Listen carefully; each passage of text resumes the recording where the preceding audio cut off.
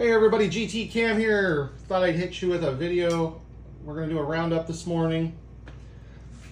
First one up is going to be a US made Craftsman polished teardrop that I've had for years. I always kind of liked these things. This one, the drag on it is really light when it doesn't catch. That's the tough part with that one, is it always has a tendency to kind of catch. So we'll go ahead and set that out of the way there. It's a pretty wrench or ratchet, but yeah. Behind it I have the 120 GearWrench. This is not my favorite for anything. I use it for videos. It's about all I use it for.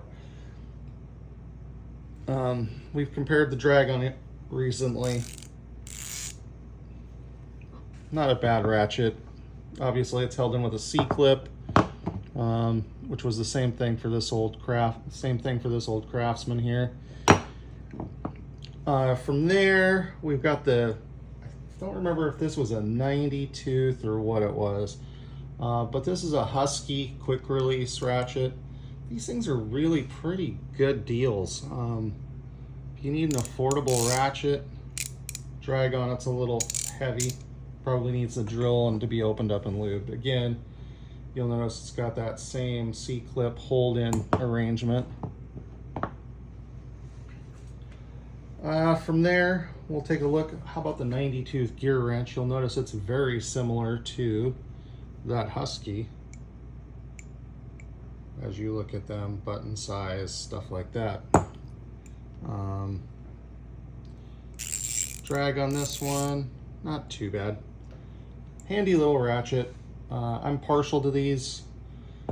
I'm also partial to the Huskies, although if you want a quick release and don't want to break the bank, these quick releases are good. The Husky 144, also decent ratchet. It's held in with a C-clip as well, but you're not going to go putting a ton of force on a 1/4 inch, I hope. If you're using a cheater bar on a 1/4 inch, you're doing it wrong.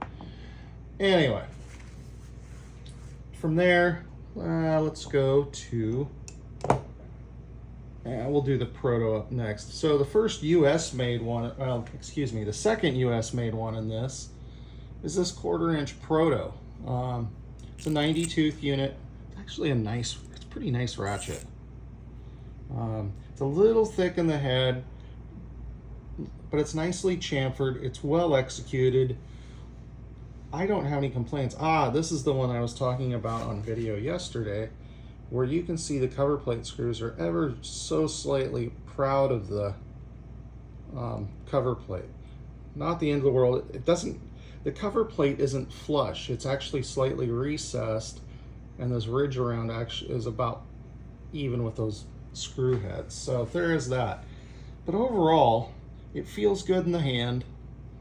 It's certainly an attractively designed ratchet. I think if you wanted a polished handle, you might be able to find something similar through Mac if you wanted to pay more money. But overall, I really like this.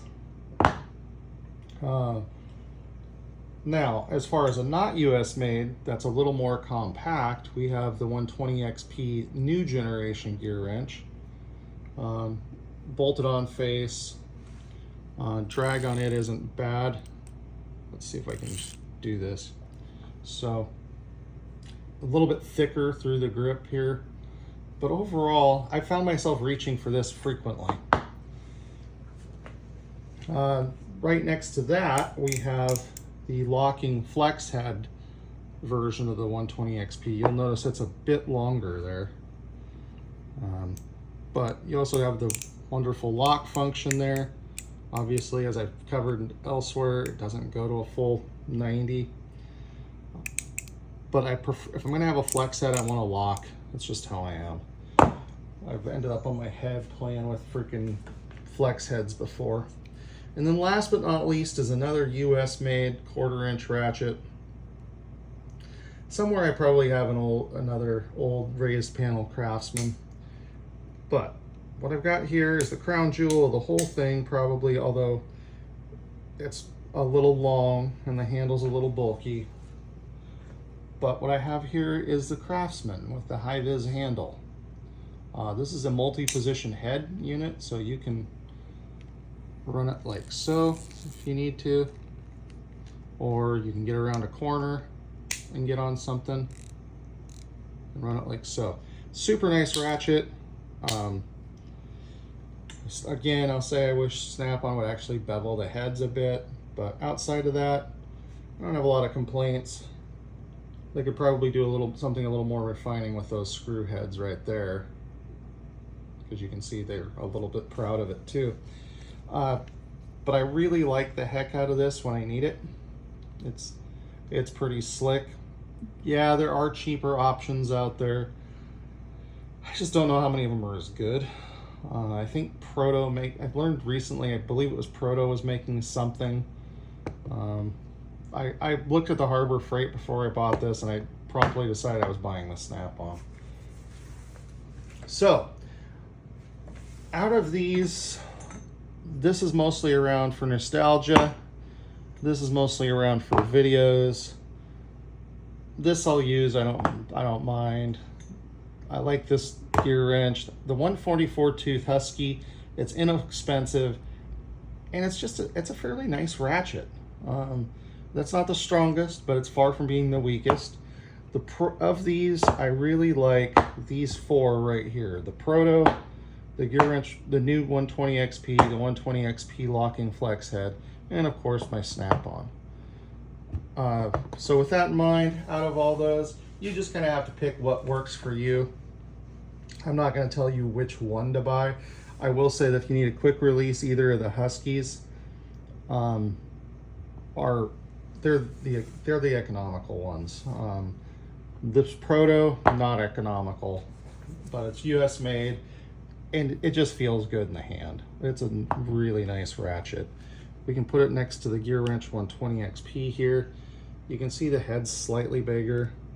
If we look at it, a little bit thicker there, and it's ever so slightly wider there, but it doesn't change the fact it's an attractive looking ratchet.